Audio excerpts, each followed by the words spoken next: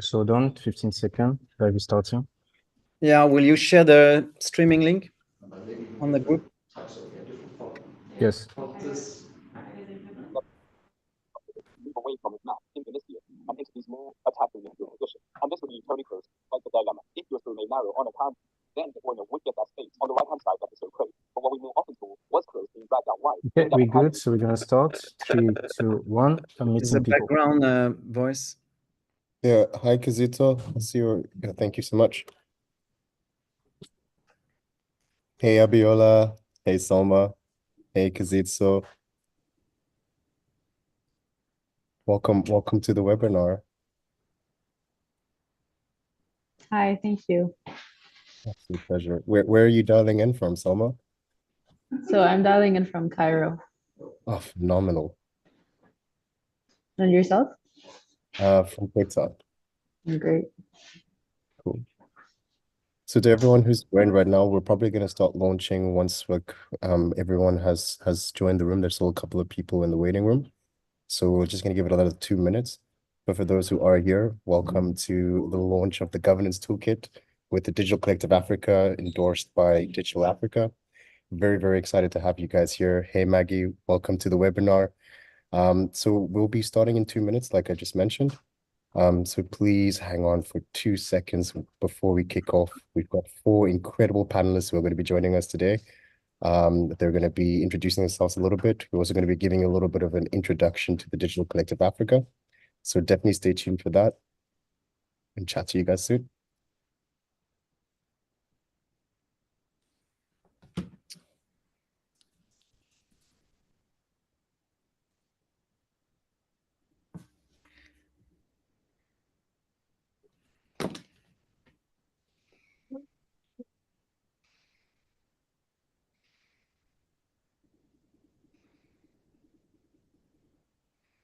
Also, ladies and gentlemen, please feel free to share your LinkedIn links onto the chat. I'm very happy to kind of like co-create, get people connected, and also kind of just like get people to meet each other as well while we continue with this webinar. Also, during the webinar itself, like while the panelists will be speaking, also feel free to ask questions in the theory. I'll be around 300. But every time we... Thank you, Jackie. So during the webinar, please feel free to type your questions onto the chat. We will then moderate it, and then once the speakers have finished their introduction of the governance toolkit and also the launch of it, we will then take Q&A, and then we'll just moderate it and give you a cue to kind of ask your question out loud. So really very excited to have this participation of you joining us today. Cool. It's 4:05. So ladies and gentlemen, thank you so much for joining us today with the Digital Collective Africa. My name is Nathaniel Witboy. I am the Partnerships Director at Africa Arena. Very excited to be welcoming all of you guys. Today we have 4 incredibly esteemed panelists who will be sharing the long work that we've done to finally bringing out this incredible governance toolkit that you'll be learning about today. Before we begin, we're just going to give you a little bit of an introduction into the Digital Collective Africa. And doing so, I would love to introduce the CEO of Africa Arena, Christophe Vernard. Welcome, Christophe. Hey, thank you, Nate. Good morning, good afternoon, and good evening to everyone. So hopefully this webinar, which is being recorded and streamed on various platforms, is reaching many of you.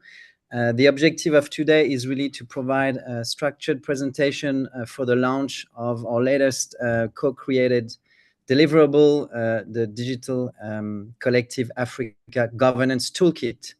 Maybe a few words about what is Digital Collective Africa. So DCA, also called, is a community first and foremost of investors, ESOs, founders that is working together online, offline, on-site, off-site throughout the year to co-create a number of documents and resources that are open source and are enabling to attract more capital to the continent and hopefully a better utilization of this capital. DCA has been created now 5 years ago as an output of one of the first Africa VC unconference, and has been delivering a lot of stuff on the market in partnership with some of its 70 active collaboration partners amongst 250 firms that are active on the community and over 800 individuals.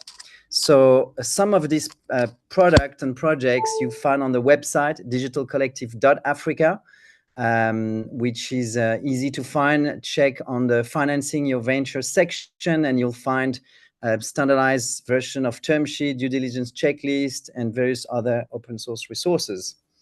One of the way we co-create these documents, Nate, next slide, is via a co-creation process we run through our VC unconferences, which are taking place several times a year and are a way to gather the community, to have conversation around these different topics and prioritize what we do and deliver to the market, where are the needs. And then we have separate groups that work together on these various side projects and delivering the different resources.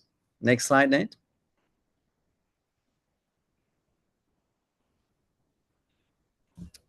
Okay, it seems the slides are not flowing. Our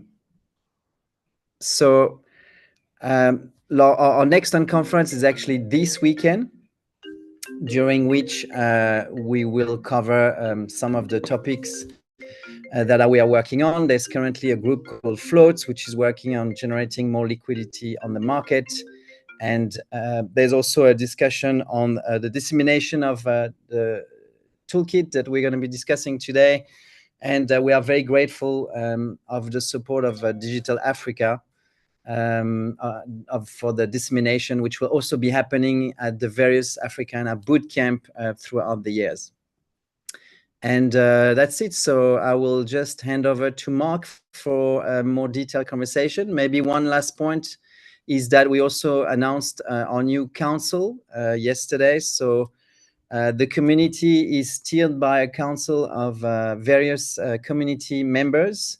So this is a process of nomination. These community members serve as volunteers on this council for a period of 2 years. And you can see here that we have the different ecosystem represented.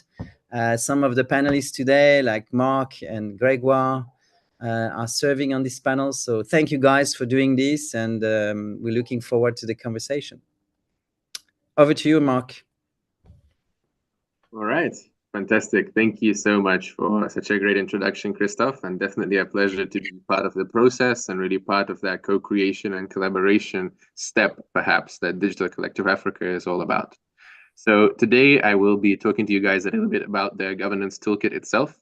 I'll introduce how the Governance Toolkit came about. I'll introduce what the Governance Toolkit actually covers. And then I'll introduce a couple of experts on governance and due diligence to actually talk through it live, so we can perhaps unpack some of the more important topics beyond just giving you 50 pages of useful material. So without any further ado, let's talk about how the Governance Toolkit actually came about. Well, number one, it's important to say that this is a product of cross-border collaboration. The work that went into putting together even the first V1, first complementary full document on governance standards, is actually a combination of almost, I would say, 200 venture capitalists across multiple different events in Senegal, in South Africa, in Tunisia, and even in Kenya, briefly thinking about and talking about governance issues in the venture capital space, and how maybe we as venture capitalists, ecosystem builders, and founders in the ecosystem need to each play our role in trying to communicate better. This particularly took a turn at the Tunisian Africa Arena that happened last year, where a lot of the participants had raised the concern that venture capitalists were losing money and founders were losing credibility as a result of essentially a lack of consistency on what governance standards mean for different people. And that was really highlighted in South African conference at the end of the year as well. So what we decided to do was essentially to put together a substantive document that can be endorsed by the majority of the venture capital ecosystem across Africa as a set of standards, essentially a set of easy guidelines that both founders can follow, accelerators can push, and investors can set as the standard that they want to see at different stages of growth. All of you will receive this toolkit, a very comprehensive document that stems more than 55 different pages and includes both context on the importance of governance for different stakeholders, so you can educate both yourself, your co-founder, your investor, and even your neighbor on why you are going ahead and filling out all this paperwork. It includes key governance items that you need to cover, such as the process of why you need to set up an advisory board or a board of directors, why they are important, and how to navigate the fine line of over-reporting or under-reporting for your business. It covers the nuances of balancing your obligations as a firm as you scale as a business, as a startup that becomes a multinational, on the ESG side, CSR side, and any impact criteria your investors set. And it leaves you with a substantive amount of additional resources. Now, when I talk about additional resources, usually I'm saying, well, here's some reading, here's some books, here's some podcasts. This is not the case here. The Governance Toolkit is meant to be super, super practical. It's meant to be a one-size-fits-all solution where you open up the document and at least multiple different sections will be perfectly relevant for you, whether you're a fund or a founder. With that in mind, you will find very tangible examples of what you can actually implement at the unpriced round stage, where maybe you're raising or investing with a safe note or another unpriced instrument, or even at a priced round stage for founders that are a bit later on that are raising traditional equity financing. We also have multiple templates in the actual document, which will allow you to actually implement these templates without having to change too many different things. So for anyone in the room who is familiar with Y Combinator's Safe Note, or perhaps some of the other fantastic term sheet material that's already available on the Digital Collective Africa website, this will very nicely fit into that. So what does the toolkit actually include in terms of the key highlights? Well, for me, there's a couple of key highlights that I'd love you to remember and perhaps to study when you get your own free copy of the toolkit, which all of you will do after the session. Number one, it will explain the importance of governance to those stakeholders that we mentioned. It will give you the differences between the models of boards that you can use, an advisory board or board of directors, to manage compensation and operational performance in typical firms. It will give you the different styles of startup reporting and the importance of the different types of updates to manage startup investor communication so we avoid the governance issues we saw in 2023. It will give you detailed explanation of the typical nuances between ESG, CSR, and impact expectations when it comes to a company's policies, leave you with a specific set of bullet points that you can follow at pre-seed, seed, Series A for good governance standards as your company scales, and leave you with practical information on industry standards for compensation and policy requirements that you need to keep in mind as you grow your business.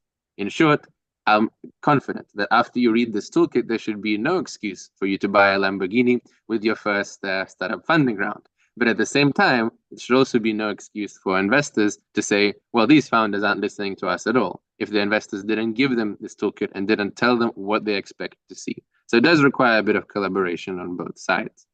With that in mind, I very briefly want to make sure that I get across an important message today, and that is the call to action that we want you to remember. I'll come back to this as we wrap up the panel at the end, but there's a couple of very important steps when it comes to actually perfectly using the governance toolkit in the way that it's intended to be used to grow the ecosystem. Number one, the Digital Collective Africa is all about making material more accessible, not about gatekeeping. The governance toolkit is already on the DCA website, and the team will shortly drop the link in the chat as well, so you can actually check out the Digital Collective Africa Governance Toolkit yourself. On the website, you'll be able to get your free copy of the toolkit at any point, right now, after the session, a month, a year, 10 years from now. And it's really important that this material will remain there for you to access.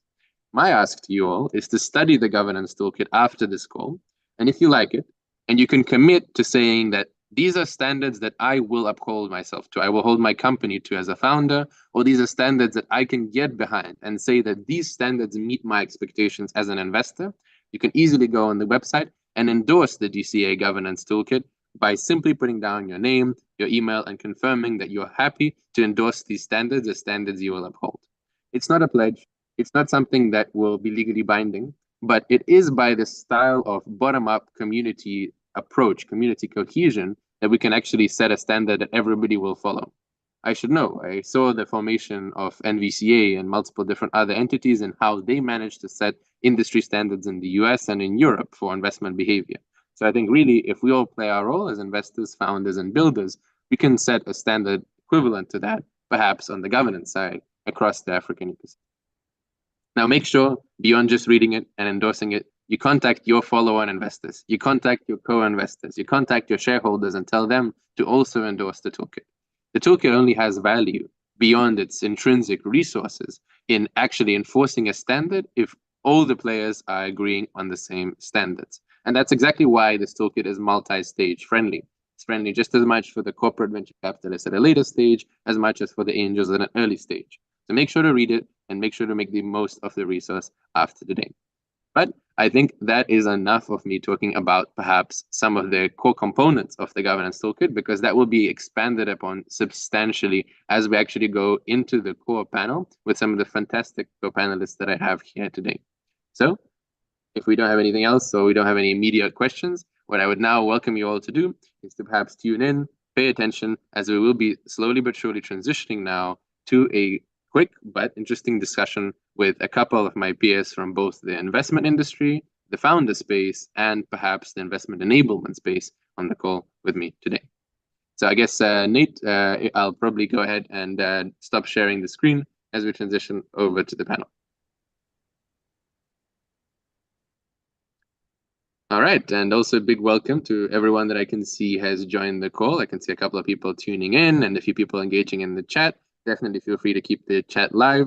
We will, of course, be answering questions that come up in the chat, and we will accept any questions at the end of the session. So the way that this panel will actually be run is we have a discussion that will be participated in by Dami, Gregoire, and Daisy and myself that you can see on the screen. But after we are actually done with the core topics for today, we will transition into open Q&A. So if you listen to the presentation, if you listen to our panel and you hear anything that you don't understand, you want to unpack something further, you want to discuss something further, please use or abuse the chat. Send us as many thoughts as you have, send us as many questions as you have, and we will get back to all of them at the very end of the session. If you'd like to ask something live, please do wait until the panel is finished, and then we'll accept anyone to raise their hand and ask those questions to the panelists. All right, so I think that's a good enough transition as any. So maybe a quick round check. Dami, Gregoire, and Daisy, feeling ready? Good for the panel? All right, fantastic. So without any further ado, let's jump into the panel discussion. So welcome everyone to the panel as we discuss perhaps some of the more poignant topics in governance in the African tech ecosystem. Maybe Nate and Dan, if you could help me also make sure that the mics are muted on the.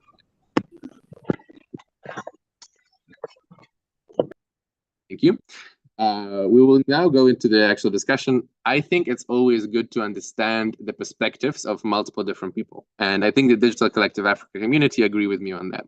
That's why we decided not to put 4 investors in one panel, even if perhaps 3 of us are ex-investors, but don't mention that part. Instead, we decided to give you guys some range in the audiences that are here today. So today we have with me Demilola Thompson from Diligence Africa, myself joining from Dream VC, Gregoire de Paderac from Digital Africa, and Daisy Izaho from Zuri Health. I could talk forever about their backgrounds because we have some fantastic people here today, but I don't want to put words into your mouth. So maybe working backwards, perhaps starting with Daisy, then Gregoire, then Dami and myself, could you all very briefly give a quick introduction to your backgrounds and perhaps a little bit about both yourself and your company before we go into the panel? Thank you so much, Mark. It's always an honor to join this community and even just gain insights from key ecosystem players. My name is Daisy Isiaho. I'm the co-founder and chief product officer at Zuri Health. And at Zuri Health, we provide affordable and accessible healthcare services for all, particularly to people who live in the rural and underserved communities using multi-channel approach, whereby users can chat and consult with doctors, they can buy medication from a pharmacy, book labs and diagnostic tests, and even request for doctor at home services. And we're very, very passionate about providing these healthcare services. We've had tremendous impact, serving over 2 million people across the continent, Africa, and also have operations in 9 African markets. So for both entrepreneurs and investors, our journey actually really highlights the importance of focusing on impact-driven solutions that address real world problems, and we align both our missions with the needs of our communities. So happy to really learn and engage and just share much about what we've been able to do. Thank you so much. Perfect. Thank you, Daisy. Maybe Gregoire, you can take us away next. Hi, everyone. Very happy to be with you today. So I'm CEO of Digital Africa, which is a subsidiary of Proparco, and we basically invest and support startup from pre-seed stage in countries where there are not so many VCs. And we have different operations to support the ecosystems as well. Yeah. Fantastic. And Dami, could you help round us off? Sure. Hi, everyone. My name is Dami Thompson. I founded Diligence Africa, and Diligence Africa is a risk intelligence platform. We provide due diligence services to investors and advisory services for startups. Before that, I used to work at a Series A technology. Before that, used to work at EcoVC as investor and general counsel. Thank you. Fantastic. And perhaps then to finish things off, why am I here and why am I talking to you guys all the time? Well, beyond the fact that I just like talking and sharing and discussing perhaps prominent issues in the VC space, I am somewhat similar to Dami and Gregoire, also a former venture capitalist. But beyond that, I currently run a venture capital institute called Dream VC. For us, the whole purpose of setting up the institute is to try to make venture capital more informed, to try to raise the professionalism of venture capitalists all across the African continent, and to create a new generation of African-focused investors. And with a new generation come new standards and new responsibilities. I think the African ecosystem has really exploded over the last 10 years. We've seen a whole bunch of new investors enter the market as angels, as venture capitalists, private equity specialists, and even corporate investors. And I think with that new entrance of investors, it's a high time that we also perhaps looked back and said, what have we really done very well? It's no longer really the Wild West that people have been talking about as investing in Africa in 2015 or even 2014. Now it's a market that's maturing. And as the market matures, we also need to hold ourselves as investors to that higher standard. And that's what really governance is all about. It's not just about holding founders to a higher standard. It's about holding investors to the same higher standard so that collectively we can all be on the same page. So as I mentioned, guys, when we started the discussion, in recent years, there have been some very notable governance scandals. Now, I know a couple of you are quite aware of this because we've shared a laugh or a pitiful discussion at a bar about some of the startups that perhaps haven't done all that well in the last few years. And sometimes it's been preventable. And in some cases, maybe the issue wouldn't have come up in the first case. That being said, now, if you look back over the 2 years, we've seen founders in court, we've seen investors trying to sue founders, we've seen startups collapsing, some funds even acting against founders' interest because they think that maybe if the founders are responsible, then they aren't responsible back to the founder as well. What do you guys think? Do you think that these incidents have impacted investor confidence in the African tech ecosystem? You have different perspectives, of course, so I'd love to hear perhaps from Dami, Gregoire, and then Daisy. What do you think about this in terms of the impact of perhaps some of the governance scandals of the last few years on the confidence in the space as well? Thank you, Mark. So I definitely think that there's been a significant impact with some of these issues. And unfortunately, I'm sure we've heard, I've personally heard of, certain investors who've intentionally stayed away from investing in African startups just because they felt like there was too much, there were too much lies and fraud. The sad part is it's a very small section of the founders that are actually truly building stuff on the continent. But the thing is, bad news travels faster. And so what people see is all of the bad things that are going on. Obviously, there are all of the good things that are going on. But there's been so much concern about what do we need to do about fraud on the continent, or what can founders do. And I think we also sort of need to establish what is governance and literally why are we here. It's not, I know some founders have seen this as control. Governance is not control. It's literally you putting the right pillars and the right foundations in your business to guide your business and ensure that you're growing your business in the right way, right? It's laying the foundation for success and putting together building blocks for a scalable and sustainable business. And as a founder, if you're not critically thinking about those things, it almost shows in your conversation with investors, because now there's a higher threshold around, okay, you're a founder, you're a Series A founder, what kind of processes and what kind of operations do you have? What are your internal processes like? What are your standards? Do your employees do sort of quarterly trainings? How do you ensure that the people that are in your company are sort of aligned with the vision of the business and aligned with the overall vision that you're communicating to investors? So there's all of these things, but definitely there's been some impact around these issues with foreign investors and even local investors. Very powerful. Are you seeing the same thing, Gregoire? I would say that I don't think there is something specific to Africa regarding that problem, because when you look at every ecosystem, everyone is facing the same issues, and we need to be very careful with the African narrative, because if we focus too much on the fact that in Africa we could face more fraud issues, more governance issues than anywhere else, we are damaging the whole narrative, and it's not true. But I think we have an opportunity on that continent, because the community is quite small at the end. We are not so many, and we can all together, and this is one of the purpose of Digital Collective Africa, can all together increase the standards of the continent. It's still manageable, doable today. While if you are trying to do the same in other ecosystem, it's already too late. So I would. I'm very happy to be a partner with Digital Africa to disseminate more good practice, because it's key. And but yeah, I wouldn't emphasize too much on those African problems which are not specific to the continent. Daisy, what do you think? Have you been seeing perhaps this loss of confidence? I mean, Zuri Health has been flying, so I don't know. Maybe on your end, no one's pointing any fingers. Well, not necessarily. I mean, there was a very huge impact on the continent, and even as what spreads about, some of the things that affect or revolve around governance. And it has had a very huge impact on the African startups, particularly because we're looking at investors who are looking at tapping opportunities in Africa, but there's that, cold feet of, we're not sure how the governance is, you're not sure about the regulatory climate, you're not sure about, just the experience. And at some point, we've had to sometimes even have a toll on really, really genuine startups.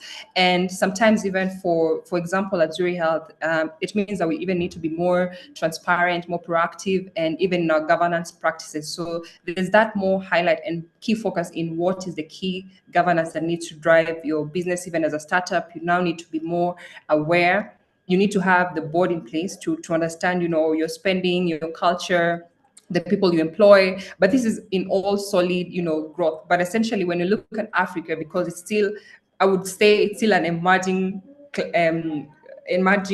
continent.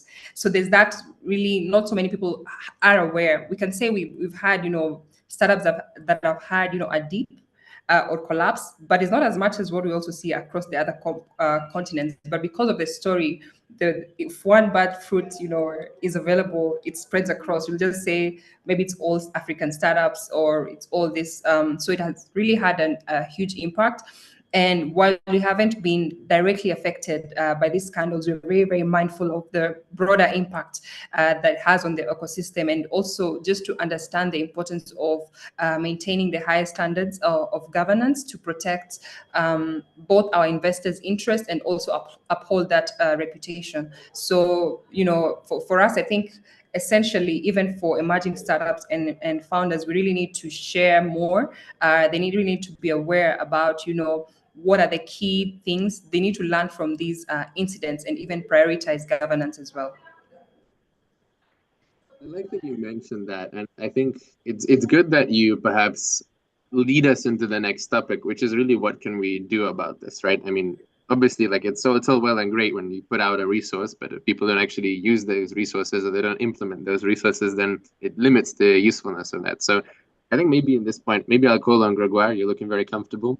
Gregoire, for those of you who don't know, used to also play a very significant role, even perhaps equivalent to his current role, when he used to work at Orange Ventures, one of the biggest corporate venture capital funds in Africa. And I think one of the things that is important to think about when you're investing in a business or when you're raising for a business is not just what are the standards that are important to your investors today, but what are going to be the standards that are important to your investors tomorrow, the later stage investors, the bigger checks coming in that actually help a startup expand across continent or even outside of Africa.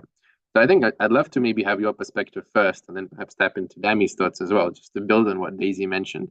So what can we actually do about the current state of governance? So is there some steps that perhaps startups or investors can take to rebuild the trust necessary so that then we can move past the last few years? Well, I think what we need to disseminate is how much it is important first to follow standards, but we have to I think there is the responsibility from the investors to train the founders on putting in place the good standards from the very beginning, and this is the work of the seed investors and the accelerators and so on, because all this culture should be implemented from the very first day, and it's more than just good practice. It's a culture of transparency. It's a culture of how you manage your relationship with your investors, and this is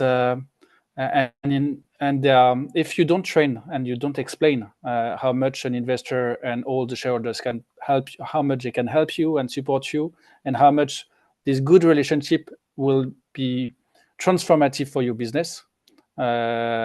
It's at the end you arrive with entrepreneurs who are trying to avoid their boards, and at the end the relationships are bad, and we don't follow as an investor, and at the stage we are not following on next round, and then you see the startup collapse, and this is a culture, and this is our responsibility as a VC, but then we need to explain to founders that managing relationship with investors is something which takes a lot of time, and you need to be okay to invest that time. And we understand that after raising a fund around, it's been so much work that you want to stop talking to your VCs because you need to focus on your business. And I understand it perfectly, but the time you spent on raising funds, you have now to convert it in how you manage your investors and this relationship, and start it from the very beginning. And that's something we need to explain, and then monitor the founders. Okay, I mean, I think I'm definitely hearing a point there around the importance of perhaps the investor's role in capacity building, right? Or actually saying that if this is what we want to see right from the beginning, we should actually be telling founders this is what we want to see, and perhaps more collaboration between later stage investors and early stage investors, and saying, look, I don't want to see a startup set up their first board at Series B when I'm entering the scene. I want them to understand what's actually happening way before that, so that by the time they get to Series B, they understand what's happening, right? And this is just an example, right? There's obviously a lot you can do in an earlier stage as well. And I think no one's better to talk on that than Dami. I mean, your company is quite literally has due diligence in the name. You involved quite early on, and you help these funds kind of think through that. You help startups to get prepared for that. I know training is a big part of Diligence Africa's work as well. So what do you think? Maybe what else could we do beyond the training and capacity building to try and build up trust in the ecosystem? No, thanks. And I think that Gregor and Daisy have sort of hit the nail on the head. I think a lot of it sort of boils down to transparency, accountability, and really just working with your investors. That's why founders have to be careful around who's my investor, and who, not just randomly raising money from anyone, but you're raising money from partners that can sort of help you build. Now, typically what happens is you raise money from a bunch of people, and you sort of need a lot of help, and then you don't know which one to go to, because on one side you're thinking, I don't want people to feel like I don't know what I'm doing, but the truth is you also understand what your weaknesses are. But when you're open and transparent to your investors, and they understand that you as a founder, you shouldn't know everything, because even the investors don't know everything. And apologies to investors, but everyone is sort of in this learning process, and that's why you need to have that. Like I said, it does take time to build relationships with investors, but once you have developed those relationships, they'll be rooting for you, they'll be fighting for you on the board. They would even I've seen situations where the investors that founders have relationships with are the ones sort of members, bringing them into decisions that the founder is looking to take, and the founder doesn't have to do any of those sort of back channeling. It's one of the investors that is on the board who is doing the back channeling for him or for her. And that's the sort of relationship that you need to build with your board or with your investors, but also creating a process of accountability where, and again, it's not, people see this as control. It's not. I was in a meeting with Kofo Akinkugbe, so she founded Secure ID, and she was talking about one of the questions that was posed to her was, when you started your business, what was the first thing that you built? And she's built this massive business for over 20 years or so. She said she set up a board. Like literally, that was the first thing that she did. And the reason you do that is because you want people to hold you accountable, because people believe in you, they believe in your vision, they believe in your ability to execute. Now, you also want people to be able to hold you accountable and say, okay, this is what we're planning to do. I want you to, every quarter or so when we meet, I want you to present to you what I've done. And I want you to say, okay, where do you need help? What kind of partnerships, do we leverage on? Because that's the other reason why you're bringing on people. So a lot of it is, again, it's building governance, is putting critical pillars of your business, and it's financial, it's in your financial process, it's how you think about your operations, it's how you think about your legal process, how you think about your technology process, it's how you think about how all of this, different parts of the business collaborate and speak to each other so that you can create this sort of cohesive environment in your business. But you're not just thinking about now, you're thinking long term. It's the type of business you're building, the building blocks you put together is what impacts, sort of the way that your business looks in 10 years. And if you don't have the structures now, you would never think of it in 10 years. It's well said. I mean, preparing in advance is pretty important. And I do like that you mentioned the point that investors don't know what they're doing. I think as a current/former investor, 100% true. In fact, that's a big contributor to the work that Gregoire is doing and you are doing, and that even we are doing, right? As a VC-focused institute, on our end, we don't actually train founders at all. We almost entirely focus on training investors, because we think that, we can do so much in training founders, but if investors are holding on to the same standards of 10 years ago, then we're actually doing a disservice to the founder ecosystem at large if we don't also, improve and upskill ourselves. Okay, it's a good point to transition on, because I'd love to perhaps then think around what we can actually do, maybe in terms of practical insights for some of the guests in the room. Maybe Gregoire, I'd love to put you on the spot again. I love putting Gregoire on the spot. I think he always laughs, and it's a nice fact for us to maybe transition into a serious topic. But Gregoire, if you had the chance now to invest in a seed stage business, a typical software, let's say SaaS, B2B SaaS, scaling across Africa with good social implications and maybe good financial implications. If you had just a blanket check and the founder said, Gregoire, you're my hero, I will do everything you want. Tell me, what do you want to see so that I meet every single governance standard? What would you tell them? Well, so first thing, as you can imagine, we asked to set up a board. So every time when I was investing, the first board meeting was just a training on how you manage a board meeting and how you manage your relationship with investors and what you should expect from your investors to provide value to the business. And that was a 2 hours training that I was providing to every founder in which I invested. And yes, so you explaining how then you have to report and how you make sure that this reporting is super easy to make. So you reviewing all the process to build the figures to in order that it doesn't take time. It's not painful to produce reports for investors. Then you ask them to make sure that they have a good standards in terms of data room with every documents, because you know that when you want to be able, you need to have everything ready to be prepared for any surprising fundraising or exit opportunities. So it's just how do you make sure that the house is clean, and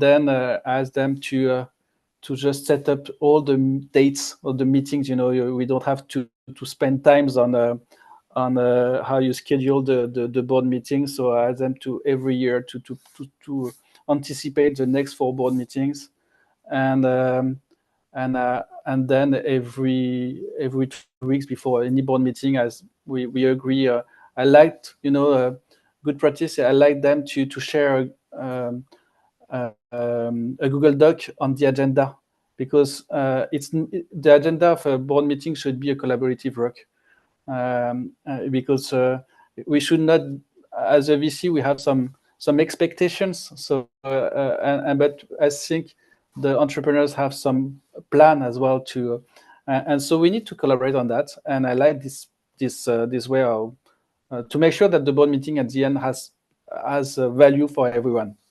And yeah, that's basically what I was doing, and that I will be doing for seed investment. Fantastic. Yeah, thank you for explaining that. I mean, definitely seems like very clear, tangible feedback for anyone listening. Setting up a board, getting your documents in order, sorted and organized, usually in a virtual data room. For anyone listening in, if you search up a data room, it used to be called the data room because that's where lawyers would keep all of your files in these huge boxes full of paper. We don't need that anymore. A virtual data room is fine as well. I'm sure Gregoire will accept one over Google Drive or something similar. Come into every meeting with an agenda ready in advance. You should be thinking ahead of your stakeholders' time. You don't need to come into a board meeting and say, what are we going to be discussing? And then they say, well, we have a scandal. And then we start, no, come into the board meeting prepared and thinking in advance of what's going to be discussed and plan all your meetings in advance. Well, I think it's all well and good for maybe 3 investors or semi or former investors talking about it with Dami, myself, and Gregoire here. But we do have a founder, and I hesitate to be the typical investor that puts a founder on the spot, but hey, Daisy, as the founder on the panel, perhaps you can give us some context on how you've managed to perhaps adapt to that. Do you have an advisory board perhaps, or maybe a board of directors already? We currently have, so our board is currently made up of founders, and we have a very solid advisory board consisting also of our current investors. And in regards to just when I talk about the strong governance, we've actually learned that strong governance is not just a regulatory requirement, but it's also a cornerstone of investors' confidence and long-term success. So essentially, we've been able to, building together with and just being transparent with people involved.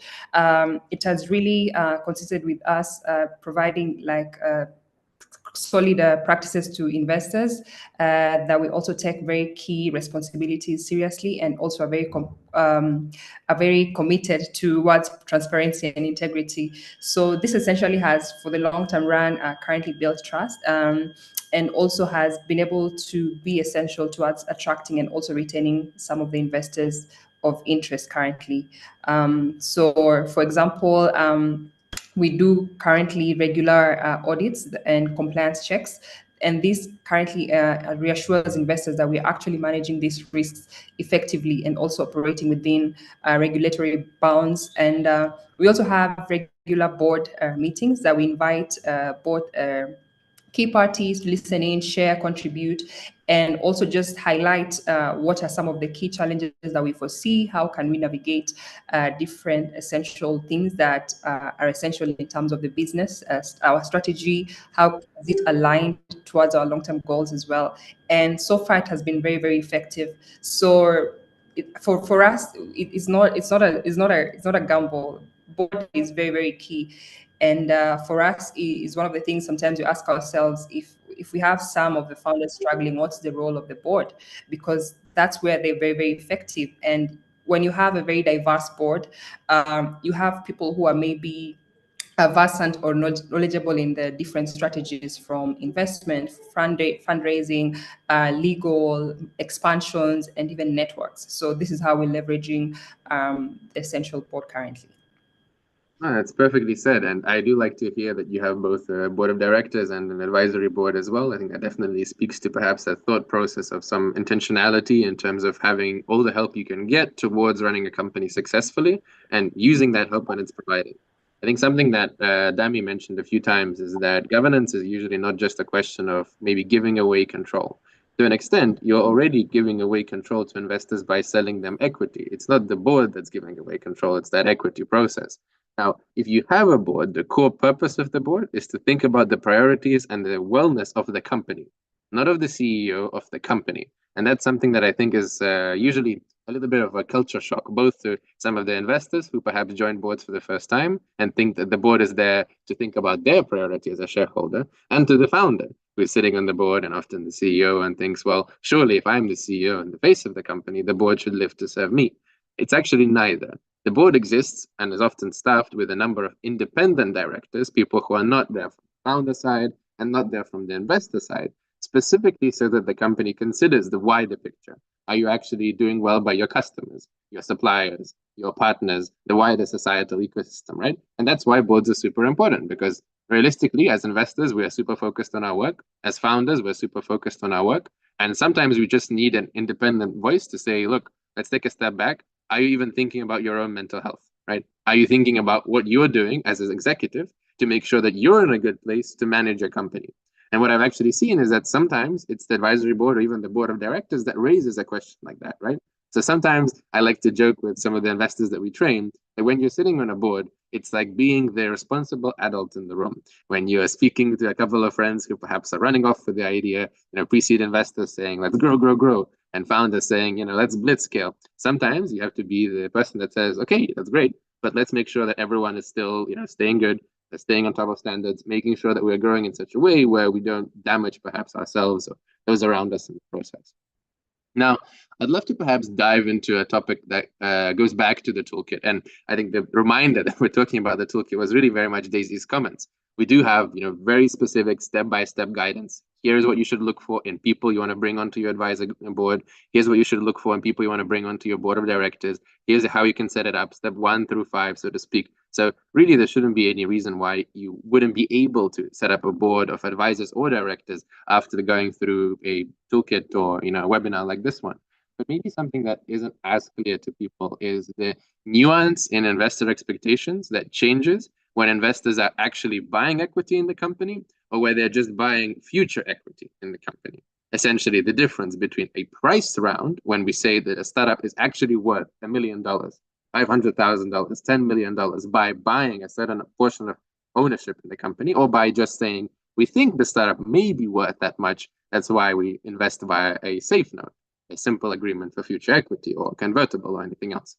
Now, I think, Dami, you understand this perhaps better than most people in the ecosystem, that nuance difference between those expectations from the so-called unpriced rounds that maybe dominate at the angel and pre-seed stage to the priced rounds that tend to dominate seed plus. So can you tell us perhaps about some of those differences? Maybe 1, what are those differences in expectation? And 2, why do you think there's sometimes a disconnect between what founders think investors want and what investors actually want once you get into actual equity transactions? Thank you. So first of all, I would like to commend Daisy for just the processes she's been able to put in place in her business. I think that those are the kind of things that investors just delight in and investors like to see. But when you talk about price and on-price rounds, essentially what you're doing is for price round, you're literally waiting for an investor to lead the round, set the valuation for the company, and then once the term sheet is signed, you then go into drafting of transaction documents. And those typical transaction documents would be your shareholders agreement, or share purchase agreements, and different, sort of agreements that you need to sign to give investors comfort. So they, again, depending on the jurisdiction that you have, some of it, for example, if you're in the US, investor rights agreements. And so those are the typical scenario, the pathway for a price round. For an on-price round, literally what you're doing is, you generally will have a convertible note or a safe note or a KISS note. And what those do, the intention of YC, and I think it was 500 startups that created the KISS notes. The intention behind it was because equity price round, which are equity rounds, typically take the longest time. Sometimes you could run into 9 months or 6 months or even a year sometimes, because you have so many investors in the process and you're trying to sort of bring everybody together. The signing process also sometimes takes 3 months. But the intention of bringing in the on-price rounds and drafting this sort of documents was to scale that process of getting the founder to the market. The founder needs money. He has this, beautiful idea, already has the technology, maybe he has done a pilot, and then he needs money to execute. And so I said the putting or signing a safe note is you have a valuation cap, maybe with a discount, maybe without a discount. But essentially what it does is you're able to take in money faster as soon as possible. Now, I think one of the concerns or the things that the people who drafted this note did not think about is there's a lot of provision and investor protection that comes with a price round that was unconsciously ignored with the safe.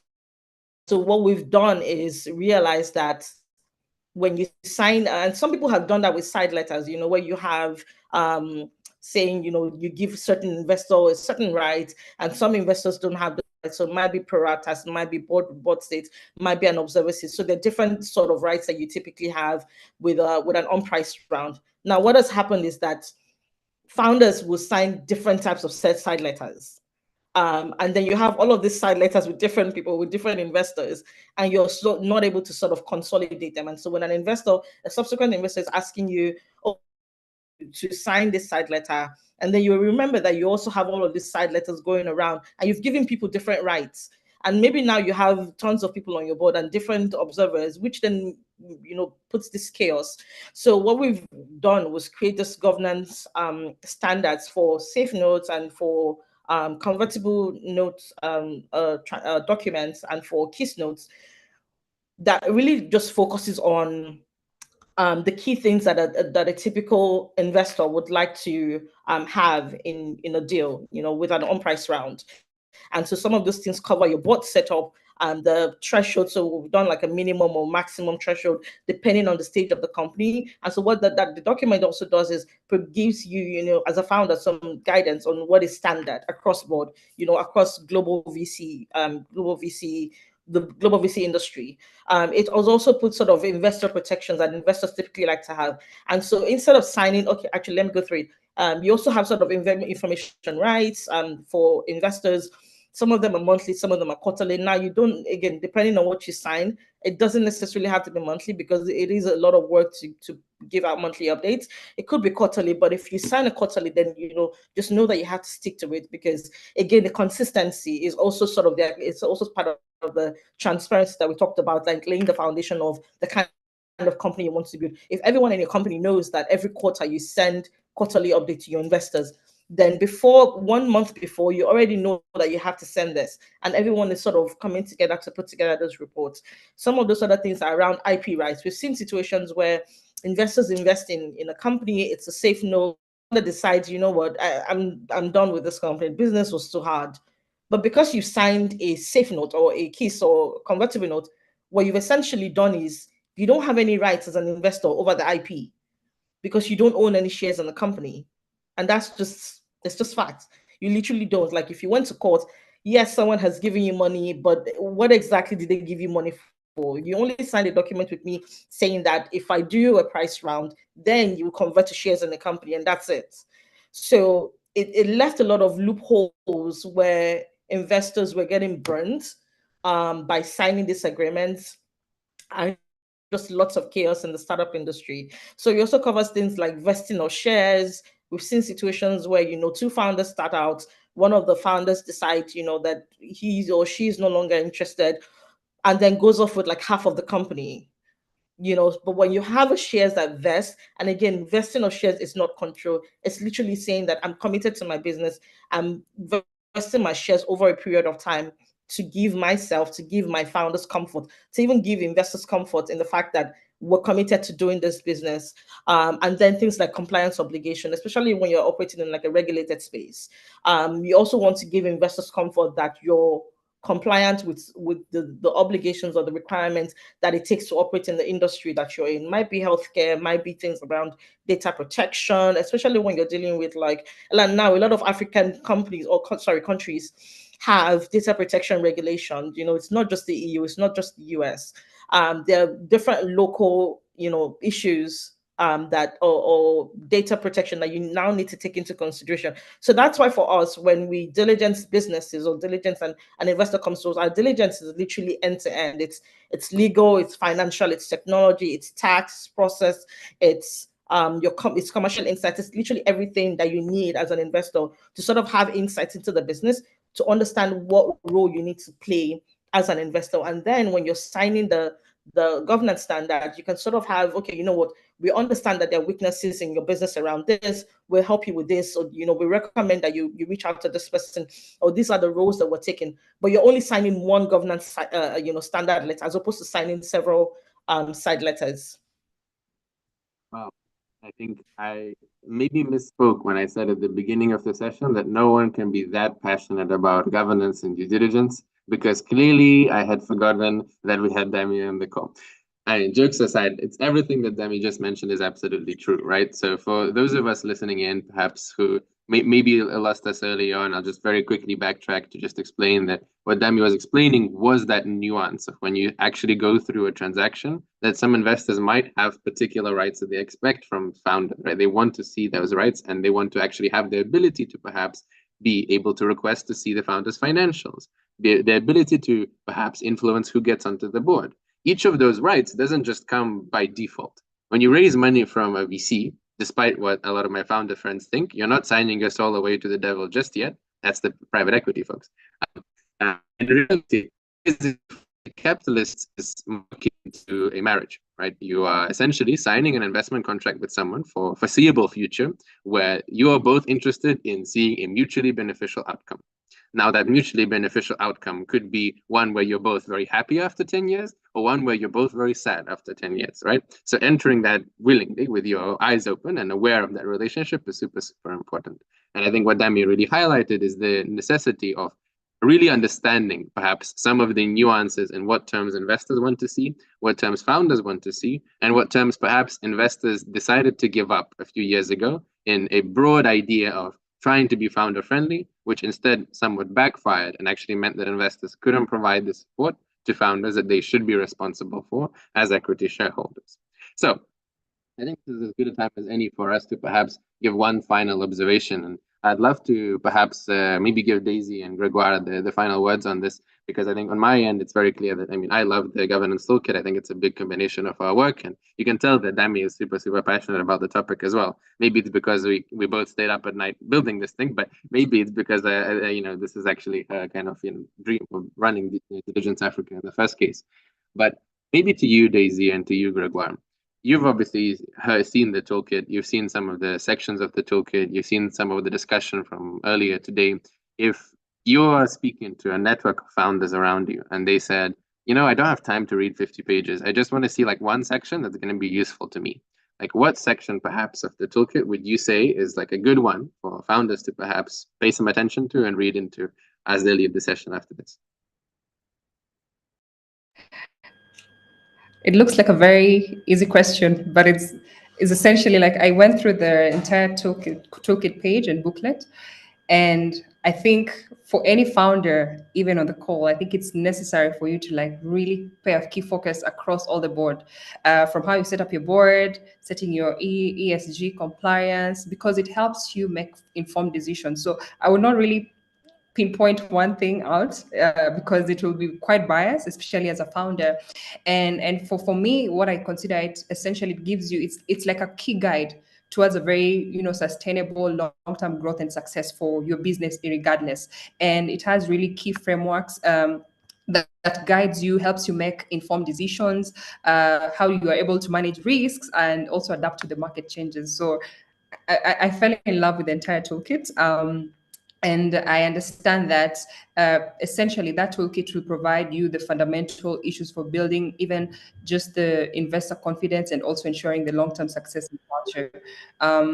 How to navigate compliance, I would say particularly that really affects Zuri Health, because essentially we are a health tech company. We operate in a very overregulated or underregulated ecosystem. So it's very, very easy for you to wake up today and just one thing from as simple as data privacy and protection, you can really be out of business. So it's very, very key to be aware about all these things, navigate the space, and help you also make key informed decisions. Wow. I think I was thinking I have a hard job following after Dami, but Gregoire, I'm giving you the hardest job of all after following Daisy on this one. I think well said, Daisy. And obviously, trust the founder in the room to say yes to everything and take every single thing on the table, and say the entire toolkit is a fantastic one to follow. Thank you definitely for endorsing the work there. Gregoire, what about you? What maybe stands out to you if you had to pick perhaps just one thing? I know that maybe now you're in an investor's shoes, so maybe we can afford to choose one or two. Yes, so let me read the, no, it's a joke. So I very much the section about the best practices, because it's very, very practical. And this is what, everyone knows, the general rule of board meetings and so on, but there are some do's and don'ts that you have to be aware. It's very practical. So just read those 2 pages, 22, 23, I think, and should be at least very valuable. But then my final comment will be, and I'm coming back to that topic, the governance is just a way how to structure your relationship with investors and how you build trust. And this is a process, and it's a human process. And so the philosophy of how you set up a good governance is how you can get most of your investors' value. That's the whole point of everything. Do you consider them as a control, or do you consider them as a partner? And you need to put in place all a system to ensure that you get everything from them, every piece of value that they can provide to you, and this requires a good governance. That's all. And so yeah, I think this is for me the most important message to give to founders who fear that governance could be a waste of time. I thank you honestly for saying that. I think at the end of the day, it is just something that we implement over time, right? I think there is also an overcorrection situation, right? There's some situations where investors get so spooked or so worried by one poor behavior in their portfolio, then they send a 10-page update to all of their founders. Where is your board? Where is your weekly meeting? I need to see all of you immediately, all your finances. And that's also not the right way to act, right? It's a balance. It's a relationship, an investment relationship, but still a relationship that evolves and grows and develops over time.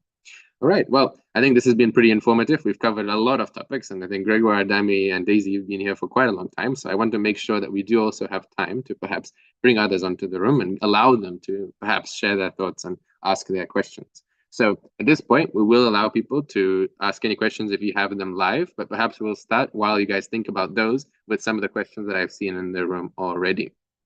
Let me just bring that in. And team, if we can also try and put Daisy back on the stage as well, that would be great.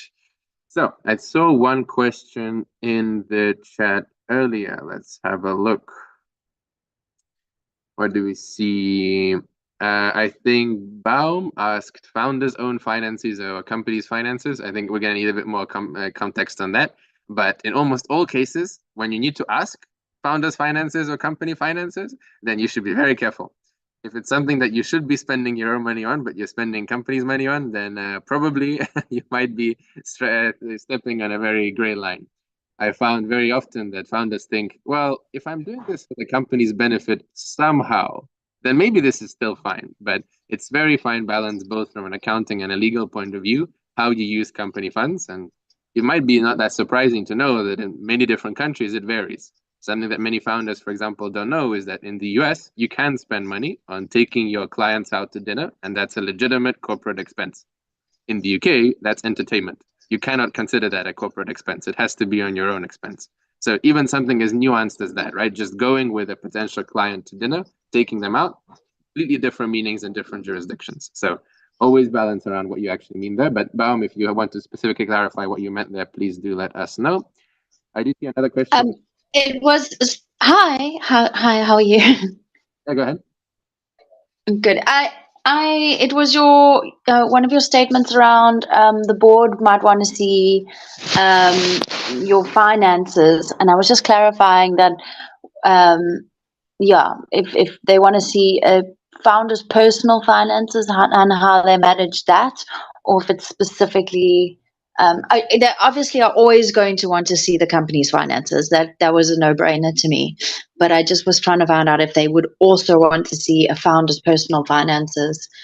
So usually not. Usually what we're talking about is something called information rights, which essentially allows an investor to exercise their right as a shareholder to ask for your true and fair finances, right? And it might seem like it's something that's obvious, but it's really not, especially when founders have many other different things to take care of. Maybe they don't have time to yet package their financial statements. Maybe they're not doing bookkeeping at all points in time. So if you ask them, hey, at 6 p.m. on a Friday, I want to see your finances up to date right now, right this second, many founders will say, hey, I'm unavailable, right? And they just won't do it because it seems like it's too much all at once, right? So it's that component of seeing the company finances. That's the information, right?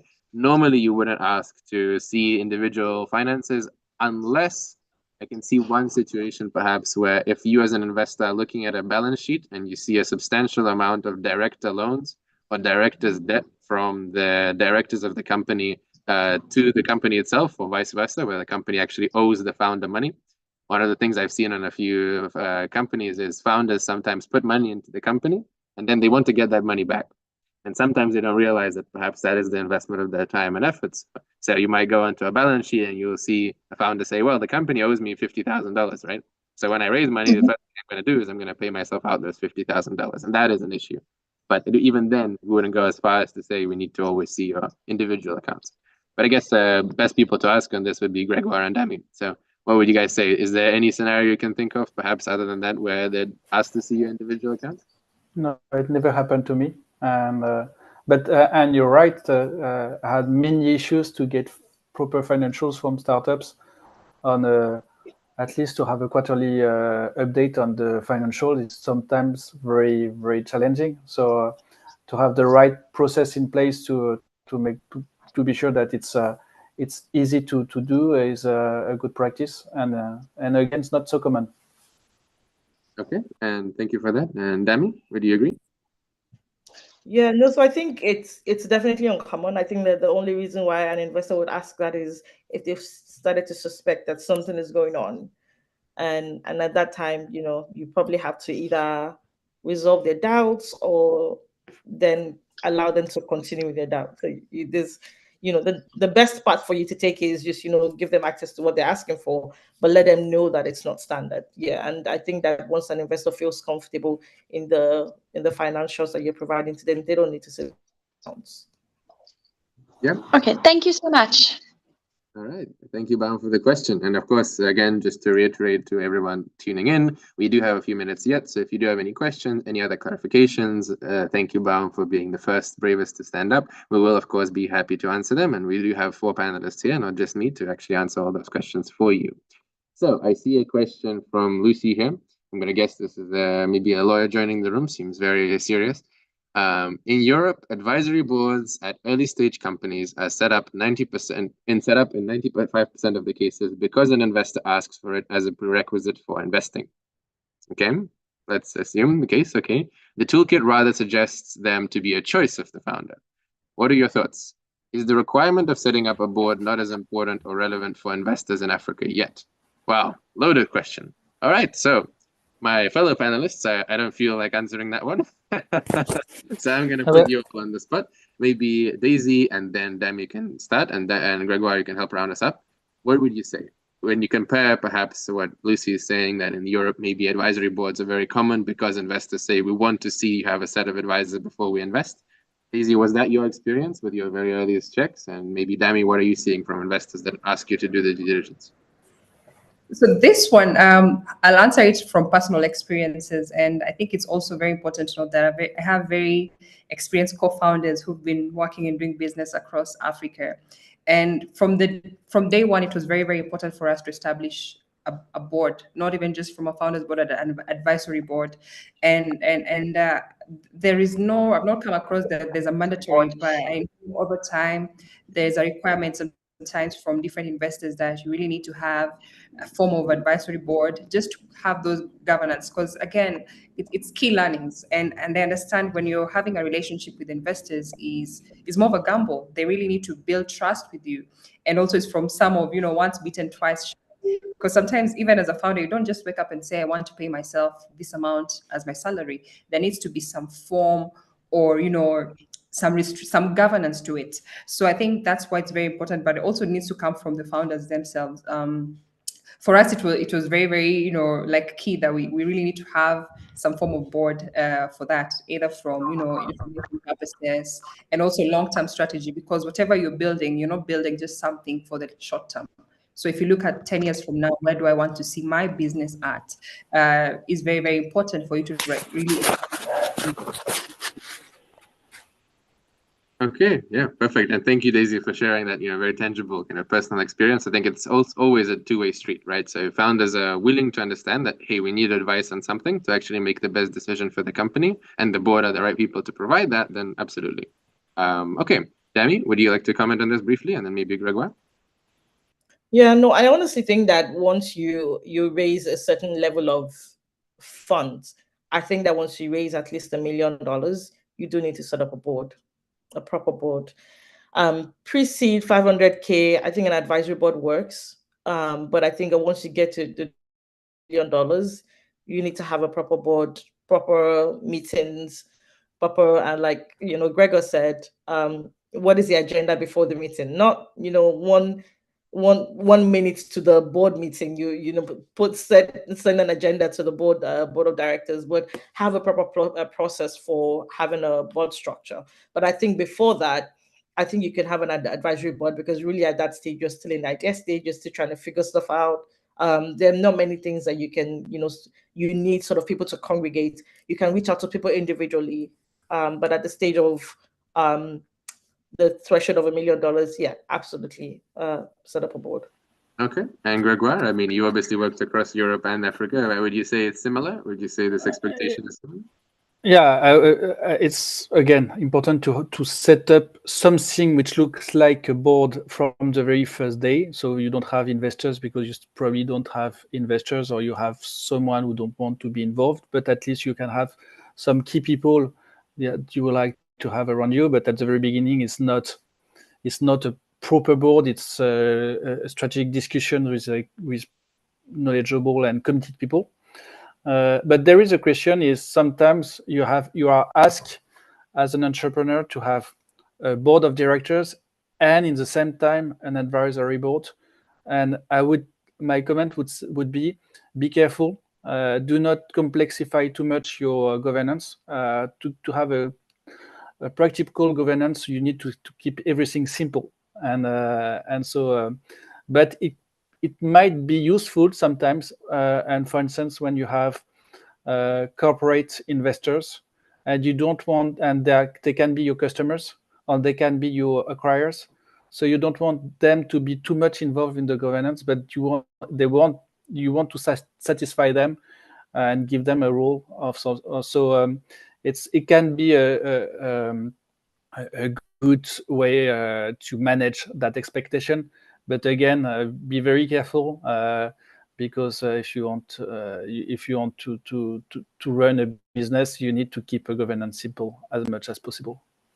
Absolutely. And what better place for us to perhaps wrap up on? I don't see any more questions in the chat. So I will assume that the group has decided to let our panelists free for the rest of the day. I'd like to extend my heartfelt thank you to Gregoire, Dami, and Daisy for joining me on stage as we discussed perhaps a better way for us to approach governance in Africa. And once again, I would push all of you, those listening in, those in attendance, and others who perhaps just jumped on, to make sure that you go on the Digital Collective Africa website and actually download your free copy of the Governance Toolkit. You go through it, you read it, you implement it, you share it out, and of course, if you're happy to, please do endorse it as well. It's only by that endorsements on a pan-ecosystem level that we can actually push these standards and make these standards a standard, rather than perhaps a positive that we're all stretching towards. All right. Thank you very much, everyone, for actually participating in the session. And I guess back to you, Christoph, and the Africa Arena team to perhaps help us close out for the night. Thank you, guys. This was really awesome. I hope that this was useful for all the attendees. the webinar and on the stream link. We will be posting this video next to the section where the toolkit is at the moment, and we'll continue to work hard on the dissemination. This is going to be a long process, certainly of many years. So we have already planned to use all the Africana boot camps this year to train the founders on the boot camps. So we should have probably about 100 founders this year covered with that. And I think digitally, hopefully with our partners. For your attention, and thank you to our panelists. Thank you, Grégoire and Digital Africa, for the support on the dissemination of the toolkit and more support of Digital Collective Africa. See you soon at an Africana event near you or at an unconference. Bye-bye. Thank you, everyone. Enjoy the rest of your days. Yes, thanks, everyone.